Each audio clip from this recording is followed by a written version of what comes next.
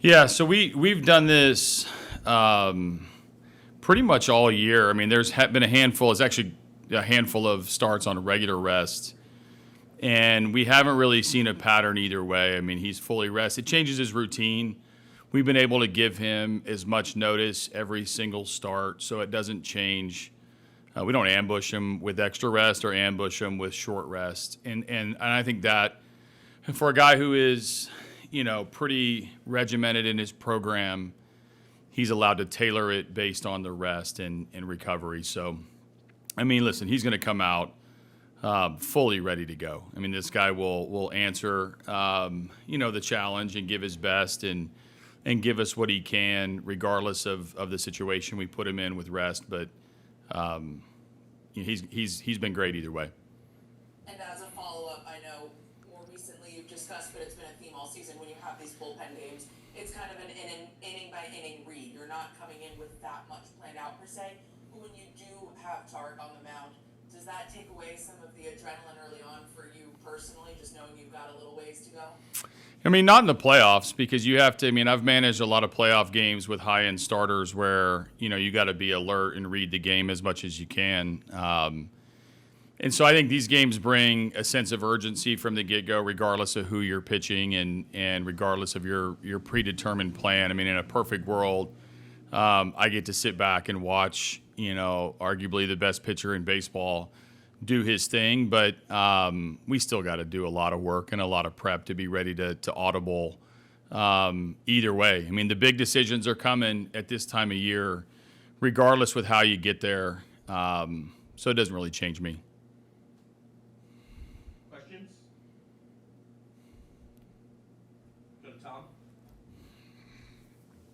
We haven't known Matthew Boyd for that long, but yesterday Tarek was just talking about what an influence and kind of a mentor he had been for him for a couple years there.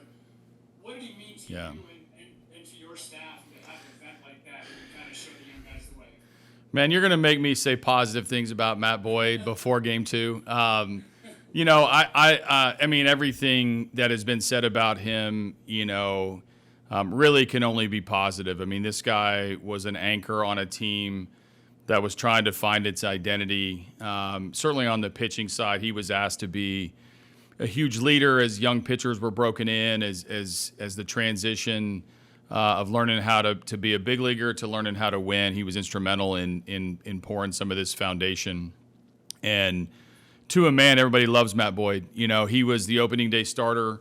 I got the chance to have a meeting with him and name him that. I also had him take a leadership role on these first teams that I had that have the names now we know, Tarek and Casey and others that as a veteran stability piece to a team that desperately needed it. So baseball is incredible. It leads, like I said, I've said this last series, it leads you to sometimes familiar places, and this one's leading us to a familiar face in a really big game against somebody who we all respect and admire. We'll turn that off for a couple hours, as we get to the competition. But I'm proud to know Matt Boyd and proud to have crossed paths with him in our careers. Any questions, Chris? Yeah, hi, AJ. Hey. This backs against the wall thing, it's not new. You guys feels like you've had your backs against the wall since August. But I wonder in this situation, what's the balance you have to walk with a young team, young hitters who, are small sample size but are struggling a little bit to, between overreacting and lighting a fire in a situation like this? Well, first off, I challenge the premise that your back's against the wall. I mean, this isn't an elimination game. We want to win every game, but we don't even come to the ballpark today with that sort of mindset. I mean, that's a defeatist mind. I'm saying you are. I'm just saying in general, I'm not going to have a team that ever panics. So we're gonna show up to prepare and pretty upbeat clubhouse. We're gonna have an upbeat workout. We're gonna be prepared to play important games just like we all expected. And we don't get caught up in recency stuff. I mean, I understand yesterday didn't go our way and we had a number of strikeouts and we had a hard time scoring. We didn't score. We're not too far removed from the most electric inning offensively to even get us to this point. So, we finished yesterday, we reset, we come to today for a clean workout, we get to tomorrow, but we don't have a lot of pressure that we're going to bestow on ourselves. We know the situation creates enough of its own, and our mindset is to focus entirely on how to combat Cleveland and how long is Matt Boyd going to be in the game, and how do we answer this bullpen that we know is famous around the league. That's enough for us to worry about, let alone some self-induced back against the wall mentality that doesn't exist. Thank you. Go to Jason. Yeah, hey AJ.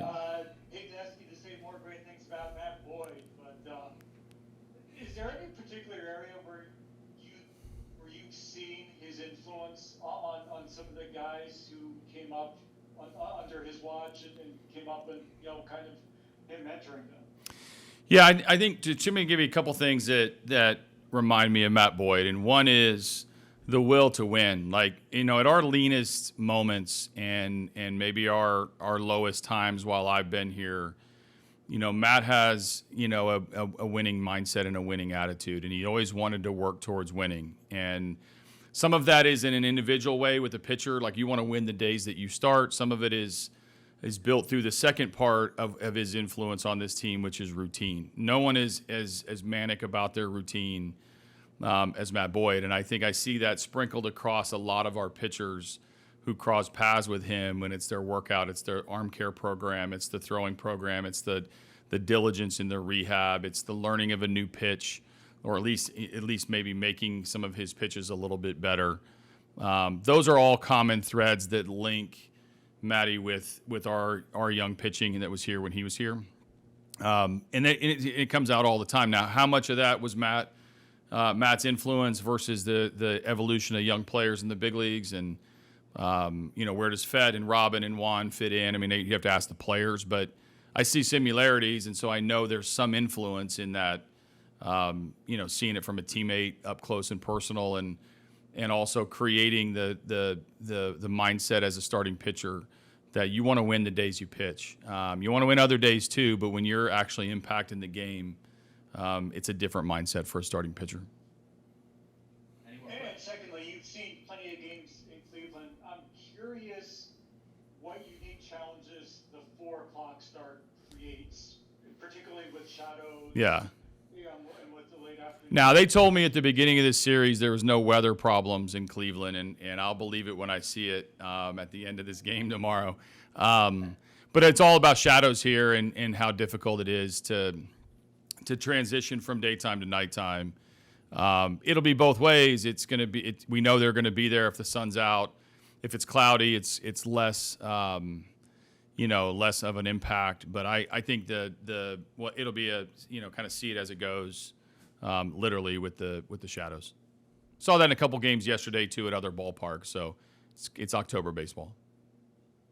Thank you. We'll go to Kennedy. Hey, AJ, Hey. Reese Olson was really solid for you guys aside from one pitch yesterday. How reassuring, I guess, is that for you if and when you have to go back to him sometime in these next couple of games as well? Yeah, no, I mean, we believe in Reese Olson. We know he's a good pitcher, and he's allowed to make a mistake here and there. I mean, we're going to turn to him again, and look forward to the next time that he pitches, and we'll see if that's somewhere out of the pen, or do we start him? We'll find out later in the series. But I think he demonstrated exactly the reason that we wanted the ball in his hand. Even at the most critical time, he's nasty. He's got good stuff. He's got great demeanor. He can make adjustments. He's calm. Nothing's too big for him. So that was all on display. And despite the first pitch that he threw on the day, I was very proud of how he threw the ball. I faced my boy when I was in the minor. I think he was doing rehab. In the rookie ball when I was there, so I think I faced him a couple of years ago. I didn't know what is gonna happen yet. I don't know if I'm in the lineup or not. I'm just trying to be ready for tomorrow, no matter what situation might come into it. And then I'm trying to be my best to help the team. I know your day is just getting started there, but can you get a sense for the mindset, the attitude AJ talked about? Everybody kind of being upbeat, just like you have been all through August and September. Do you feel the same kind of freedom, going into game two? Yeah, we feel the same kind of freedom. We just have to stay in the fight. We just have to stay together. We just try to keep pushing the ways that we've been doing it. And then I think that you have a pretty good game, the first game. And I think we can do a better job with the offense in the next game. I think with Scuba on the mount, I think that should be pretty good to have offensive coming up and help them to win the ball game. Thanks, Wenceel. We'll go to Jason.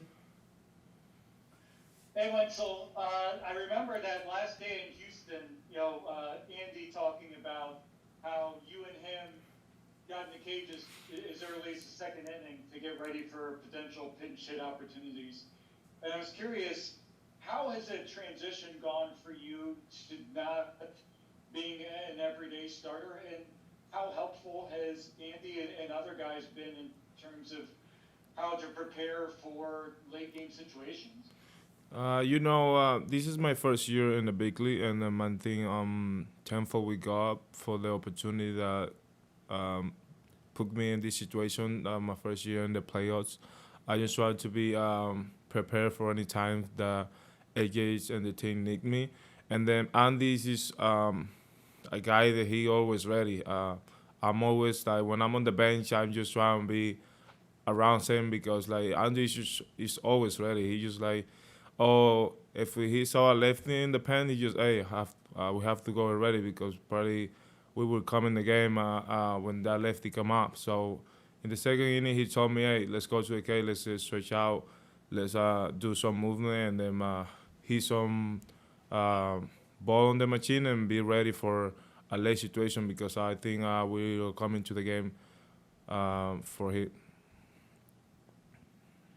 And also, wondering what kind of challenges do late afternoon games in ballparks like this create in terms of shadows, and how much tougher does it make it to see a pitcher, especially a pitcher with a little bit of spin like Boyd has? I think for me or for guys probably that doesn't work with it. I just try to focus on the ball most as I can, see their release.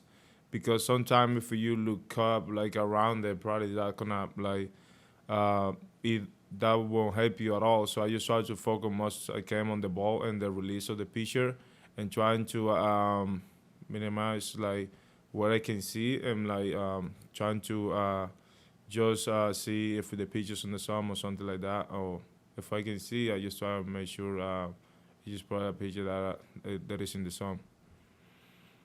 Thank you. Thank you. We'll go to Cody. Hey, Wenceel, if you go back to spring training when you moved from infield to outfield, I mean, how did the team kind of present that idea to you, and what was the process like for you to make the most out of that? I think last year in Double A, the manager told me that I think Scott wanted me to play in outfield too.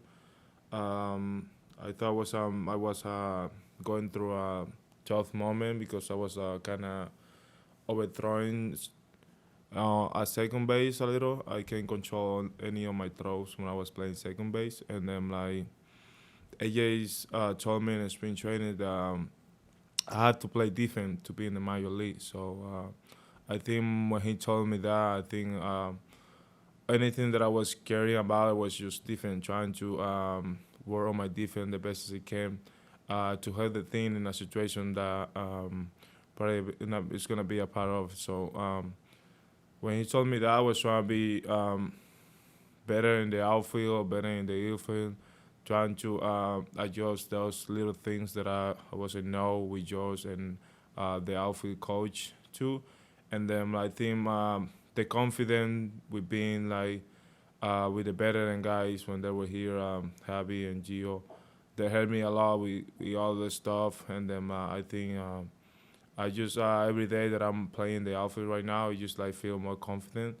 And then as soon as you start playing even more, it just got that mindset and that momentum that I can go for it for every ball.